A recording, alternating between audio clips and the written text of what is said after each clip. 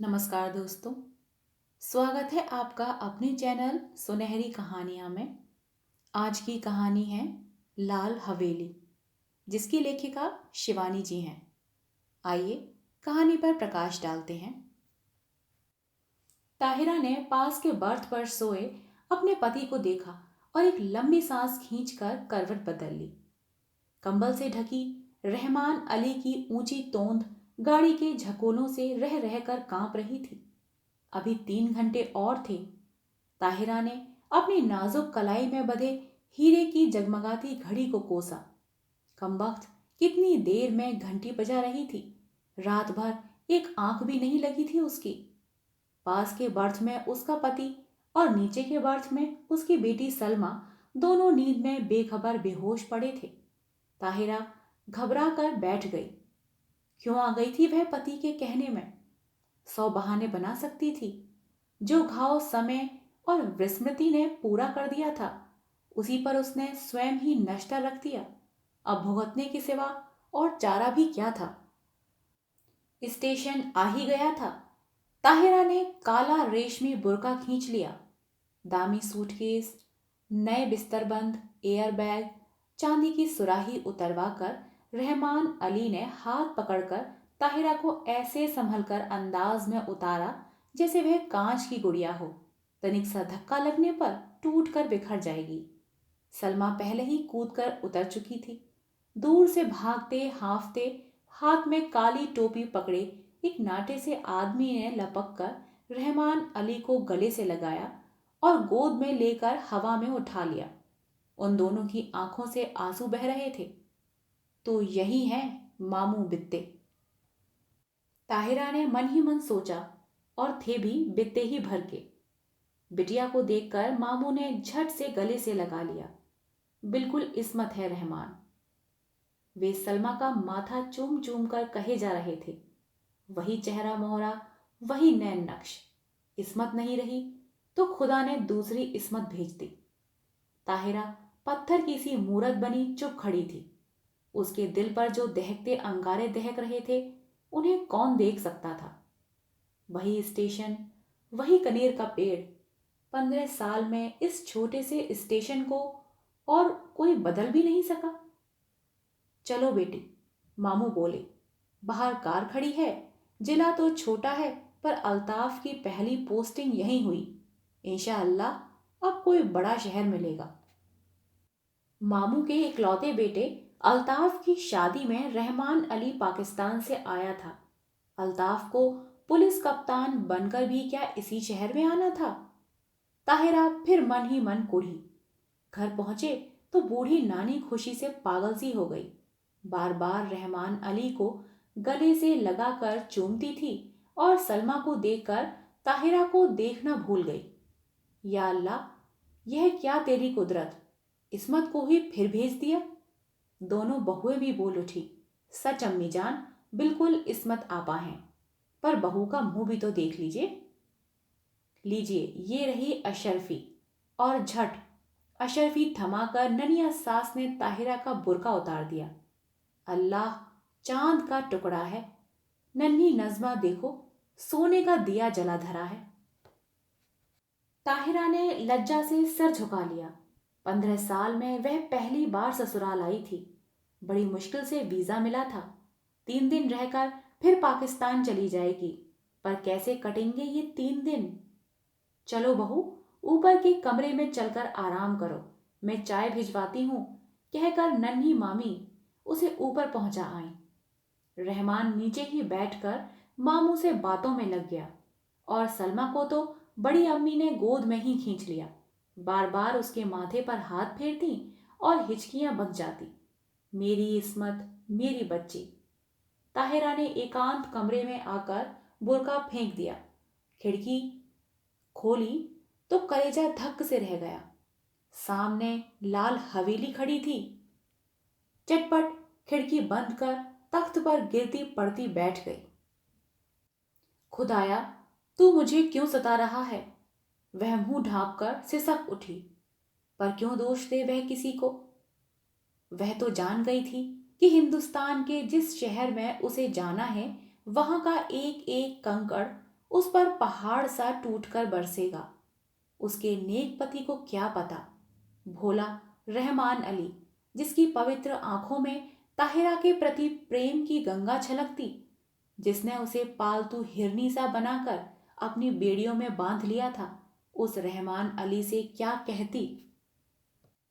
पाकिस्तान के बंटवारे में कितने पिसे, उसी में से एक थी ताहिरा। तब थी वह 16 वर्ष की कनक छड़ी सी सुंदरी सुधा। सुधा अपने मामा के साथ ममेरी बहन के ब्याह में मुल्तान आई। दंगे की ज्वाला ने उसे फूंक दिया। मुस्लिम गुंडों की भीड़ जब भूखे कुत्तों की भांति उसे बोटी सी चिचोड़ने को थी, तभी आ गया था फरिश्ता बनकर रहमान अली। नहीं, वे नहीं छोड़ेंगे। हिंदुओं ने उनकी बहू बेटियों को छोड़ दिया था क्या? पर रहमान अली की आवाज की मीठी डोर ने उन्हें बांध लिया। सांवला दुबला पतला रहमान सहसा कठोर मेघ बनकर उस पर छा गया। सुधा बच गई, पर ताहिरा बनकर। रहमान की जवान बीवी को भी दिल्ली में ऐसे ही पीस दिया था। वह जान बचाकर भाग आया था, भुजा और घायल दिल लेकर। सुधा ने बहुत सोचा समझा और रहमान ने भी दलीलें की, पर पशेमान हो गया। हारकर किसी ने एक दूसरे पर बीती बिना सुने ही मजबूरियों से समझौता कर लिया। ताहिरा उदास होती तो रहमान अली आसमान से तारे तोड़ लाता। वह हंसती तो वह कुर्बान हो जाता। 1 साल बाद बेटी पैदा हुई तो रहा सहा मैल भी धुलकर रह गया। अब ताहिरा उसकी बेटी की मां थी, उसकी किस्मत का बुलंद सितारा। पहले कराची में छोटी सी बजाजी की दुकान थी, अब वह सबसे बड़े डिपार्टमेंटल स्टोर का मालिक था। 10-10 सुंदरी एंग्लो इंडियन छोकरियां उसके इशारों पर नाचती, धड़ाधड़ अमेरिकी नायलॉन और डेकोरेन बेचती। बतला दुबला रहमान हवा भरे रबर के खिलौने सब फूलने लगा। तोंद बढ़ गई, गर्दन ऐंठकर शानदार अकड़ से ऊंची उठ गई, सीना तन गया, आवाज में खुद ब खुद एक अमरीकी डॉल आ गया। पर नीलम पुखराज से जड़ी हीरे से चमकती दमकती ताहिरा, शीशम के हाथी दांत जड़े छपर खट पर अब भी बेचैन करवटें ही बदलती। मार्च के जाड़े से दामन छुड़ाती हल्की गर्मी की उमस लिए पाकिस्तानी दोपहरियों में पानी से निकली मछली सी तड़पती उठती। मस्ती भरे होली के दिन जो अब उसकी पाकिस्तानी जिंदगी में कभी नहीं आएंगे। गुलाबी मलमल की वह चुनरी उसे अभी भी याद है। अम्मा ने हल्का सा गोटा टांग दिया था। हाथ में मोटी सी पुस्तक लिए उसका तरुण पति कुछ पढ़ रहा था। घुंघराली लटों का गुच्छा चौड़े माथे पर झुक गया था। हाथ की अधजली सिगरेट हाथ में ही बुझ गई थी। गुलाबी चुनरी के गोटे की चमक देखते ही उसने और भी सर झुका लिया था। चुलबुली सुंदरी बालिका नववधु से झेप झेप कर रह जाता था बेचारा।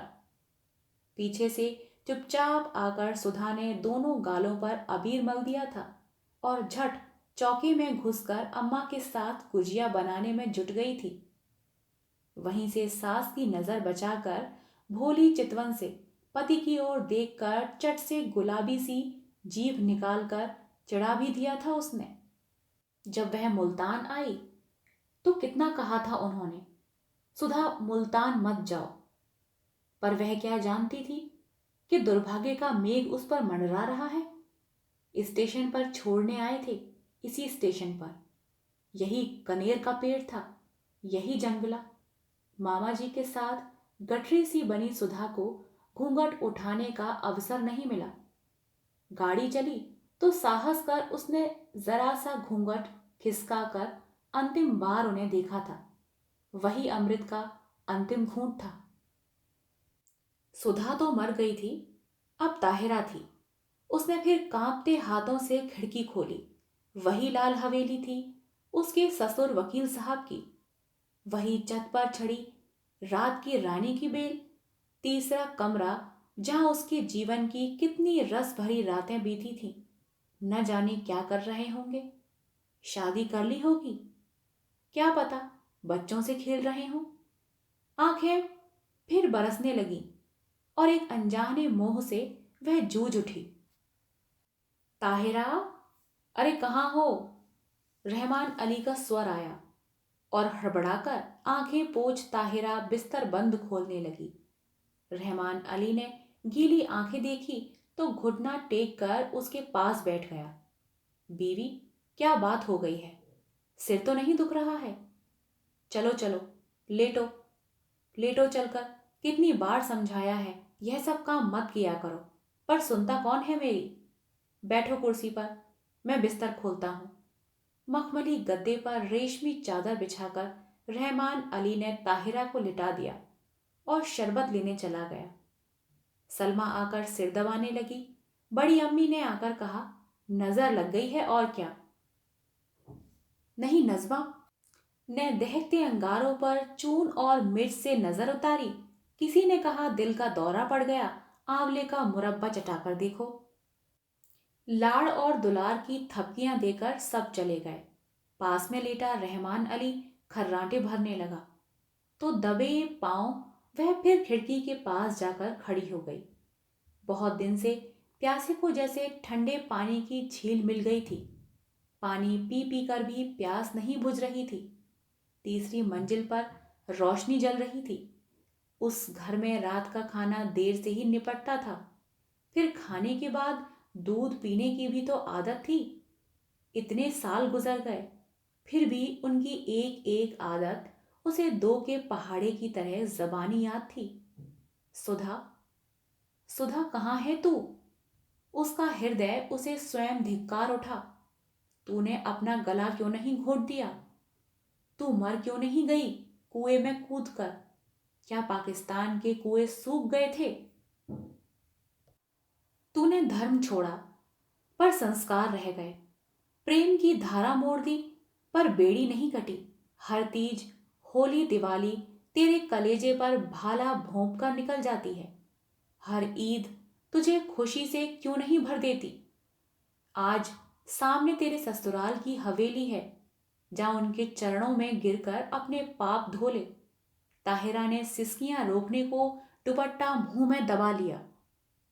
रहमान अली ने करवट बदली और पलंग चरमराया।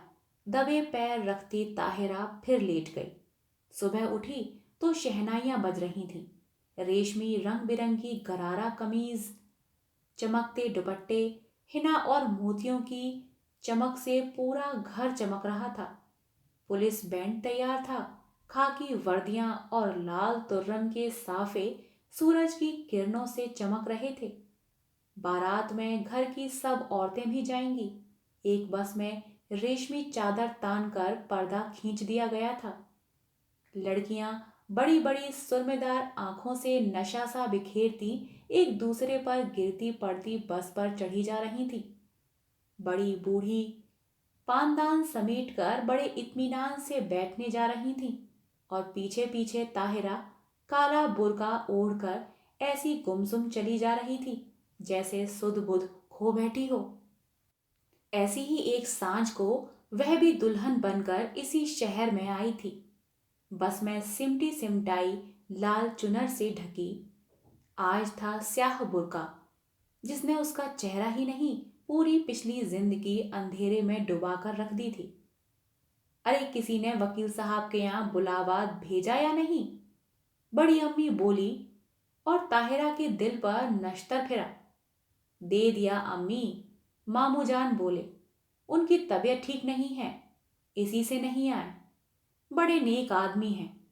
बड़ी अम्मी ने डिबिया खोलकर पान मुंह में भरा, फिर छाली की चुटकी निकाली और बोली, शहर के सबसे नामी वकील के बेटे हैं, पर ना आस ना औलाद। सुना एक बीवी दंगे में मर गई थी तो फिर घर नहीं बसाया। बड़ी धूमधाम से ब्याह हुआ। चांद सी दुल्हन आई। शाम को पिक्चर का प्रोग्राम बना। नया जोड़ा, बड़ी अम्मी, लड़कियां, यहां तक कि घर की नौकरानियां भी बन ठन कर तैयार हो गईं। पर ताहिरा नहीं गई। उसका सर दुख रहा था। बेसिर पैर के मोहब्बत के गाने सुनने की ताकत उसमें नहीं थी। अकेले अंधेरे कमरे में वह चुपचाप पड़ी रहना चाहती थी। हिंदुस्तान, प्यारे हिंदुस्तान की आखिरी सांझ। जब सब चले गए तब वह बत्ती जलाकर आईने के सामने खड़ी हो गई। समय और भाग्य का अत्याचार भी उसका अलौकिक सौंदर्य नहीं लूट सका। वह बड़ी बड़ी आंखें, गोरा रंग और संगमरमर सी सफेद देह, कौन कहेगा वह एक जवान बेटी की मां है। कहीं पर भी उसके पुष्ट यौवन ने समय से मुंह की नहीं खाई थी। कल वह सुबह 4 बजे चली जाएगी। जिस देवता ने उसके लिए सर्वस्व त्याग कर वैरागी का वेश धर लिया, क्या एक बार भी उसके दर्शन नहीं मिलेंगे। किसी शैतान नटखट बालक की भांति उसकी आंखें चमकने लगी। झटपट बुर्का ओढ़ वह बाहर निकल आई। पैरों में बिजली की गति आ गई थी, पर हवेली के पास आकर वह पसीना पसीना हो गई। पिछवाड़े की सीढ़ियां उसे याद थी, जो ठीक उसके कमरे के छोटी खिड़की के पास आकर ही रुकती थी। एक एक पैर 10 मन का हो गया। कलेजा फट फट कर मुंह को आ गया। पर अब वह ताहिरा नहीं थी। वह 16 वर्ष पूर्व की चंचल बालिका नववधु सुधा थी, जो सास की नजर बचाकर तरुण पति के गालों पर अबीर मलने जा रही थी। मिलन के उन अमूल्य क्षणों में सैयद वंश के रहमान अली का अस्तित्व मिट गया था। आखिरी सीढ़ी आई। सांस रोककर आंखें मूंद वह मनाने लगी, हे विमलेश्वर महादेव, तुम्हारे चरणों में यह हीरे की अंगूठी चढ़ाऊंगी। एक बार उन्हें दिखा दो, पर वे मुझे ना देखें। बहुत दिन बाद भक्त ने भगवान का स्मरण किया था, कैसे न सुनते। आंसुओं से अंधी ने देवता को देख लिया। वही गंभीर मुद्रा, वही लट्ठे का एक बर्रा पजामा और मलमल का कुर्ता। मेज पर अभागिन सुधा की तस्वीर थी, जो गौने पर बड़े भैया ने खींची थी। जी भरकर देख पगली और भाग जा, भाग ताहिरा भाग। उसके कानों में जैसे स्वयं भोलेनाथ गरजे। सुधा फिर डूब गई। ताहिरा जगी। सब सिनेमा से लौटने को होंगे। अंतिम बार आंखों ही आंखों में देवता की चरण धूलि लेकर वह लौटी और विमलेश्वर महादेव के निर्जन देवालय की ओर भागी। न जाने कितनी मनौतियां मांगी थी इसी देहरी पर। सिर पटक कर वह लौट गई। आंचल पसार कर उसने आखिरी मनौती मांगी, हे भोलेनाथ, उन्हें सुखी रखना, उनके पैरों में कांटा भी ना पड़े। हीरे की अंगूठी उतार कर चढ़ा दी और भागती हाफती घर पहुंची। रहमान अली ने आते ही उसका पीला चेहरा देखा तो नब्ज पकड़ ली। देखूं, बुखार तो नहीं है। अरे अंगूठी कहाँ गई। वह अंगूठी रहमान ने उसे इसी साल शादी के दिन यादगार में पहनाई थी। न जाने कहाँ गिर गई। थके स्वर में ताहिरा ने कहा, कोई बात नहीं। रहमान ने झुककर ठंडी बर्फ सी लंबी उंगलियों को चूमकर कहा, ये उंगलियां आबाद रहें। इंशाअल्लाह अब के तेहरान से चौकोर हीरा मंगवा लेंगे। ताहिरा की खोई दृष्टि खिड़की से बाहर अंधेरे में डूबती लाल हवेली पर थी, जिसके तीसरे कमरे की रोशनी धप से बुझ गई। ताहिरा ने एक सर्द सांस खींचकर खिड़की बंद कर दी। लाल हवेली अंधेरे में गले तक डूब चुकी थी। आप सुन रहे थे कहानी लाल हवेली। आशा करती हूँ आपको यह कहानी पसंद आई हो। कहानी पसंद आई हो तो कृपया कहानी को लाइक और चैनल को सब्सक्राइब करिएगा। मिलते हैं एक नई कहानी के साथ, तब तक के लिए धन्यवाद।